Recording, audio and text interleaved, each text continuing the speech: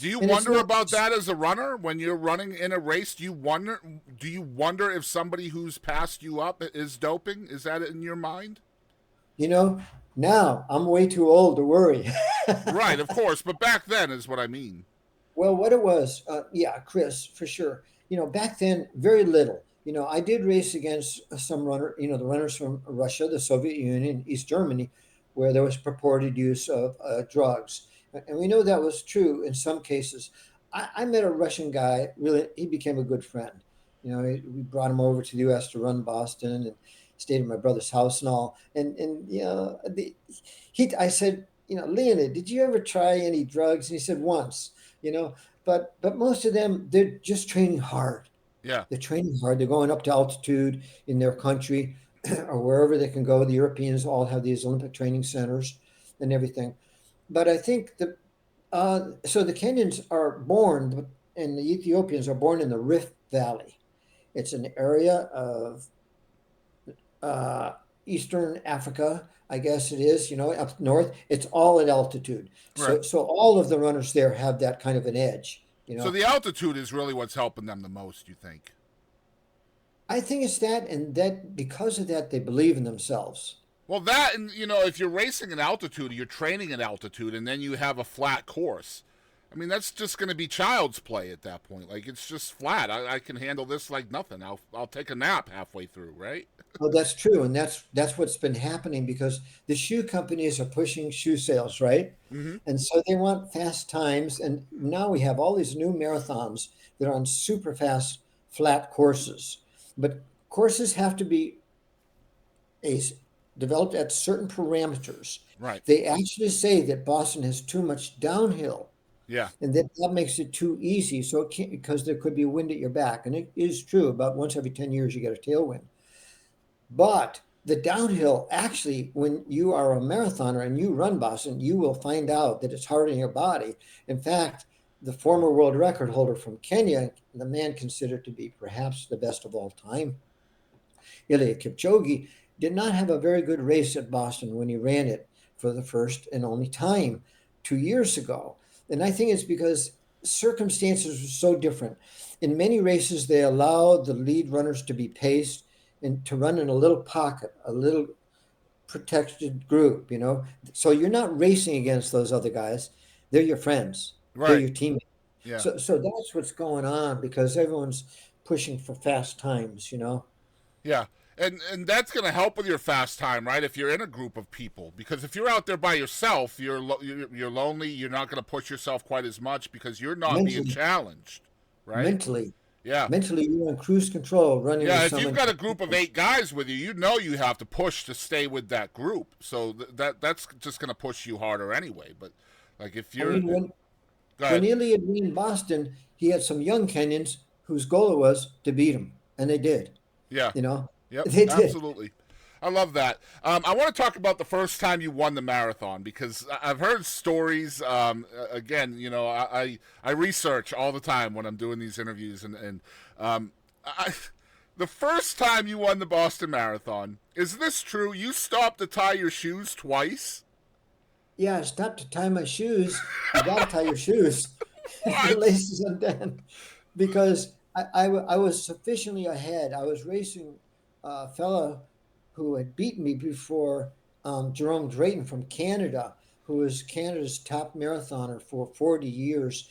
But at that time, I had just run in the World Cross Country Championships and I won a bronze medal. Yeah, And so that's like an Olympic medal in cross country. of And course. only four American men, senior men, have won a medal in World Cross. So I knew I was in good shape.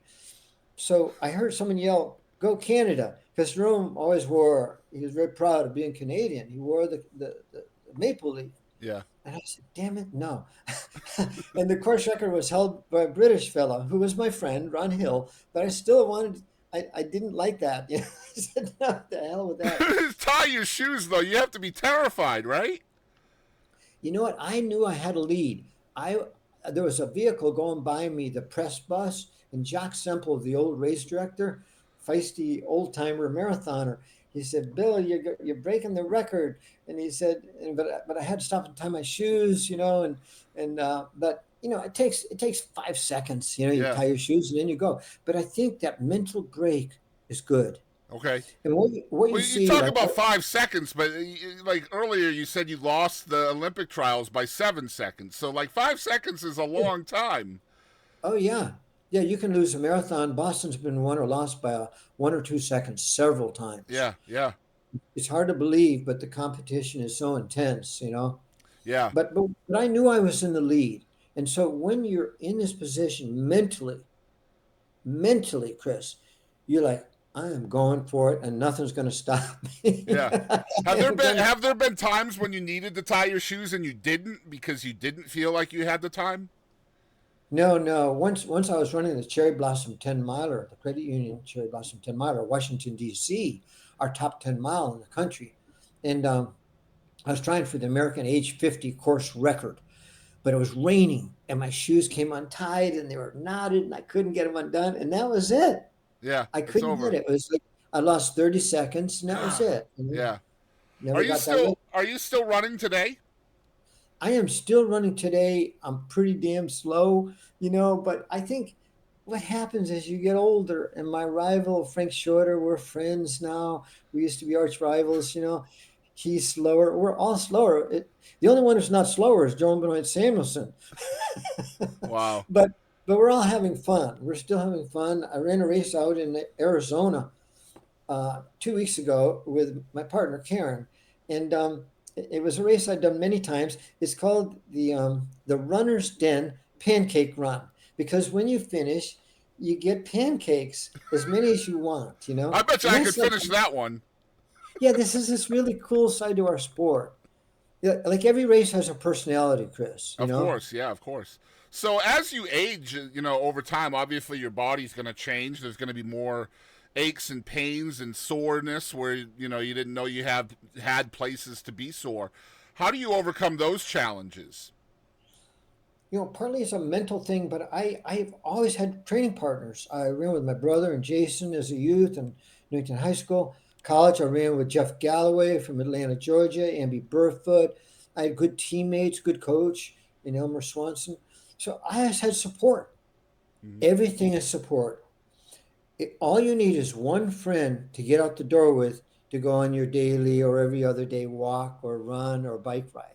Yeah. But most people never had that, Chris, is what I believe. Mm-hmm. However, I think that is changing. I think that is changing because people are getting into these Olympic sports. I call them the Olympic cardio sports. Mm-hmm. Like I see more people on bikes today than ever before. So that's a great thing. And there's platforms for people of your age as well, right? Like you said, you had like an over 50 race. So there are like races for over 70 and over 75 and things like that. Yes, yes. My former Wesleyan College teammate, Amby Burfoot, he works with the group, the Frank Bright group. It's a national group of guys over the age of 75.